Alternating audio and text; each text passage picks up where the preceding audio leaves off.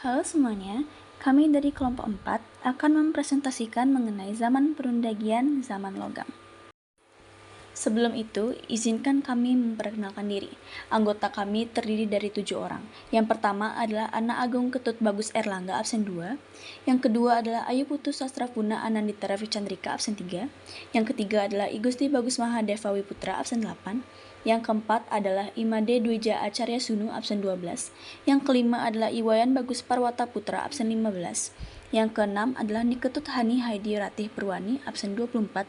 Dan yang terakhir adalah Nimade Diana Safitri, absen 25. Gambaran umum. Zaman perundagian ini disebut juga zaman logam, karena pada masa ini manusia sudah mampu membuat alat-alat dari logam. Adapun orang yang membuatnya disebut kaum undagi, yaitu golongan yang terampil atau ahli untuk melakukan pekerjaan tangan. Cara kehidupan sosial ekonomis. Masa ini disebut masa perundagian yang berarti terampil, yang dimana masa ini mengacu pada orang-orang yang ahli dalam membuat logam dan hanya orang tertentulah yang bisa memiliki alat dari logam. Pada masa ini, alat-alat logam tidak bisa menggantikan gerabah dan tidak bisa pula menggantikan mata pencarian pokok yaitu bercocok tanam, tetapi alat dari logam ini bisa digunakan untuk ritual keagamaan.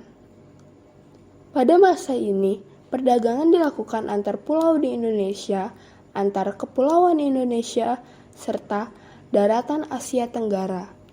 Perdagangan dilakukan dengan cara tukar-menukar barang atau disebut dengan barter, yang dimana benda yang digemari untuk ditukar biasanya adalah benda yang mengandung arti magis. Hasil-hasil budaya. Hasil-hasil budaya pada zaman ini ada 4, yaitu alat-alat dari logam perunggu, alat-alat dari besi, gerabah, dan yang terakhir adalah bentuk kepercayaan. Alat-alat dari logam perunggu ada 3, yaitu nekara, moko, dan kapak perunggu. Yang pertama adalah nekara. Nekara memiliki beragam fungsi, diantaranya sebagai genderang perang, alat memanggil hujan, benda tukar, wadah atau bekal kubur, dan penanda status atau mas kawin. Di Bali, nekara berfungsi sebagai benda pujaan dan wadah kubur. Melalui media nekara tersebut, masyarakat Bali kuno memohon keselamatan, menolak bala, meminta hujan, dan mengusir roh-roh jahat. Selanjutnya adalah nekara tipe pejeng. Nekara produk Indonesia sendiri adalah nekara tipe pejeng dan yang memiliki ukuran kecil disebut moko atau mako. Nekara ini memiliki tinggi 1,98 meter. Pendapat bahwa nekara tipe pejeng adalah produk Indonesia karena adanya temuan cetakan batu yang diduga adalah cetakan untuk nekara di desa Manuaba, Gianyar, Bali. Hal ini dibuktikan dengan adanya temuan 5 buah fragmen cetakan batu. Yang kedua adalah moko. Moko banyak beredar di bagian timur Indonesia. Penyebutan nama ini dibedakan sesuai dengan daerahnya, seperti penduduk Alar menyebutnya moko dan mako, penduduk Pulau Pentar menyebutnya kendang perunggu, penduduk Manggarai Flores menyebutnya gendang gelang atau tambur, penduduk Jawa menyebutnya tambra atau tamra, penduduk Leti menyebutnya moko Malaya yang berarti palu besar dari Malaya, dan penduduk Maluku menyebutnya tifa guntur. Yang ketiga adalah kapak perunggu. Kapak perunggu dibagi dalam 2 golongan, yaitu kapak corong dan kapak upacara. Fungsi kapak perunggu ada 2, yakni sebagai alat upacara atau benda pusaka dan sebagai perkakas. Lalu, selanjutnya adalah alat-alat dari besi. Alat-alat dari besi sering ditemukan sebagai bekal kubur, misalnya di kubur-kubur di Wonosari, Jawa Tengah, dan Besuki, Jawa Timur. Selanjutnya adalah gerabah.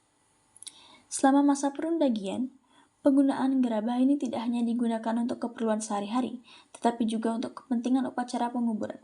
Gerabah ini digolongkan menjadi 3 kompleks tradisi gerabah, yaitu kompleks gerabah Buni, kompleks gerabah Gilimanuk, dan kompleks gerabah Kalumpang.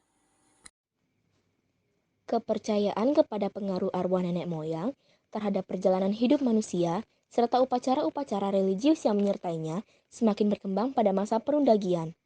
Sama seperti zaman sebelumnya, masa bercocok tanam tingkat lanjut atau budaya megalitik, hasil budayanya berupa bangunan-bangunan besar atau megalitik. Mega berarti besar dan litikum atau litos berarti batu. yang berfungsi sebagai sarana pemujaan kepada roh nenek moyang seperti menhir, batu berundak, dolmen, kubur batu, sarkofagus, waruga, serta berbagai jenis arca berukuran besar. Diyakini bahwa arwah nenek moyang itu akan melindungi dan menyertai perjalanan hidup manusia apabila selalu diperhatikan dan dipuaskan melalui upacara-upacara. Masa megalitikum atau batu besar berbeda dengan masa batu lainnya karena tidak dapat dimasukkan dalam kelompok periodisasi praaksara Indonesia. Hal ini karena corak kebudayaannya ada di hampir setiap masa praaksara di Indonesia. Bangunan megalitik tersebar hampir di seluruh Nusantara, seperti Nias, Sumatera Selatan, Jawa, Bali, Sumbawa, Kalimantan, Toraja, Flores, dan Sumba. Bentuk bangunannya bermacam-macam, seperti menhir, punden berundak, kubur batu, waruga, sarkofagus, dolmen, dan arca batu. Yang pertama, menhir adalah tugu atau batu yang tegak dan sengaja ditempatkan di suatu tempat untuk memperingati orang yang sudah meninggal. Kedua, punden berundak merupakan bangunan yang disusun secara bertingkat-tingkat yang dimaksudkan untuk melakukan pemujaan terhadap roh nenek moyang.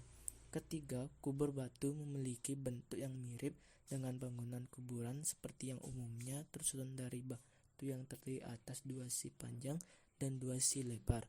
Keempat, waruga adalah kubur batu yang tidak memiliki tutup banyak ditemukan di situs Gilimanuk, Bali. Kelima, sarkofagus adalah sejenis kubur batu tetapi memiliki tutup di atasnya. Biasanya wadah dan tutupnya berukuran sama.